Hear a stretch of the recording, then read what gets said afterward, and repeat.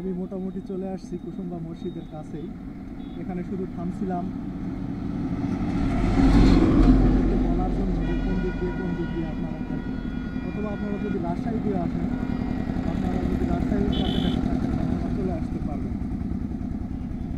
যে কোনো মুহূর্তে চলে আসতে পারবেন। অবশ্যই হাইওয়েতে যদি আপনারা বাইক নিয়ে আসেন চলে আসুন, এবং বাইক নিয়ে আসার জন্য বাইকের রেজিস্ট্রেশন কার্ড। প্রতি শুক্রবারে এখানে অনেক লোক হয়। এই যে বাম পাশে একটা গ্যারেজ আছে, এই গ্যারেজের মধ্যে বাইকটা আমি রাখবো। কই রাখবো?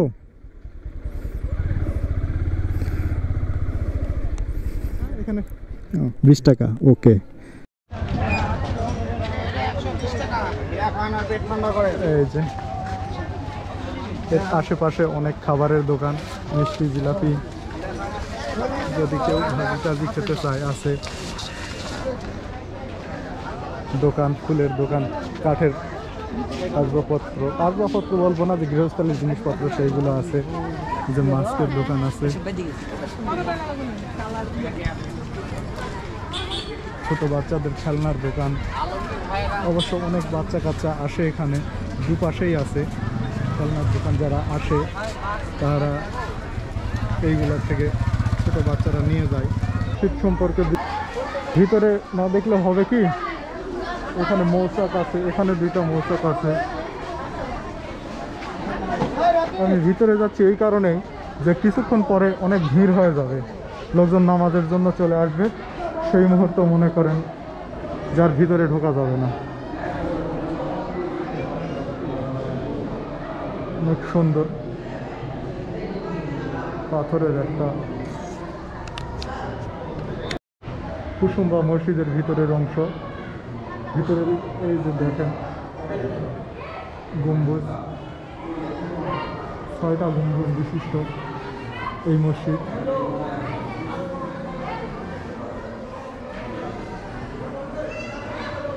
অনেক নিখুঁতভাবে কারুকাজ করা।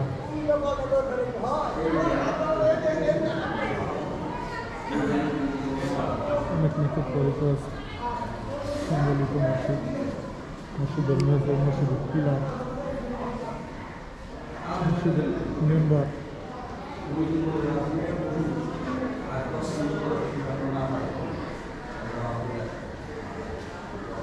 এই কারুকাজগুলো অনেক নিখুঁতভাবে, যার প্রাগৈতিহাসিক মূল্য অনেক, বলতে গেলে কোটি কোটি টাকার সম্পদ। এইগুলো পাথরের তৈরি, এত নিখুঁতভাবে। সেই সময় কোনো কাটার অস্ত্রপাতি না থাকার পরেও কিভাবে যে এত সুন্দর করে এই ফুলগুলা, নকশাগুলা ডিজাইন করা হয়েছে, এটা আপনি নিজে হাত দিয়ে না দেখলে বুঝতে পারবেন না। আর এগুলা কোন আঠা দিয়ে যেন লাগানো আছে, এত বছর ধরে, এই শত শত বছর ধরে টিকে আছে।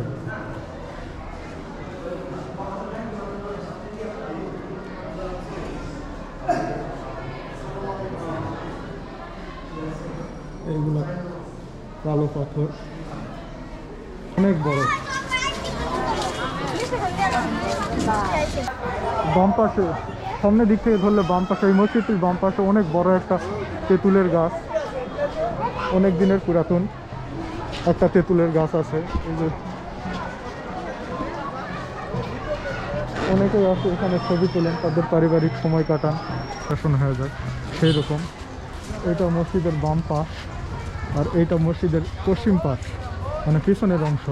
মসজিদের পিছনের অংশেও সেই পাথরগুলো অনেক মসৃণ করে কাটা, অত্যন্ত সুন্দর।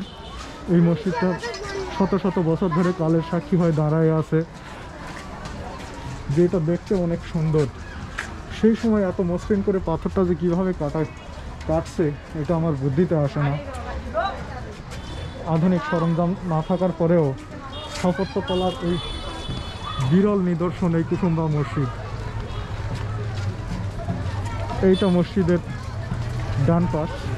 ডান পাশেও অনেক নকশা আছে, বাহির দিকের নকশা, তবে রোদে জ্বলে গিয়ে ভিতরের মতো এই কালো চকচকে সৌন্দর্যটা নাই।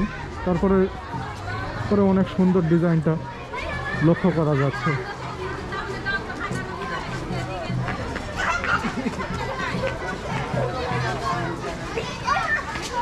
এই দিক দিয়ে এই তো চতুর্পাশ ঘুরে দেখালাম। এখন দেখো অনেক মানুষ এখানে,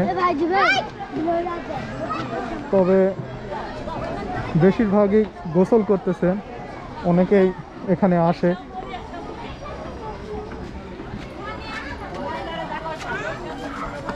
এই যে অনেক মানুষ, মেয়ে পুরুষ, তবে ছেলে মানুষেরা গোসল করতেছে, মেয়ে মানুষের ওই রকম সুবিধা নাই।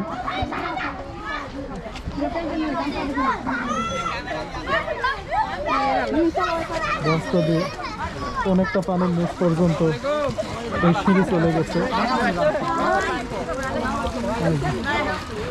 অনেক বড়, অনেক বড় একটা দিঘি।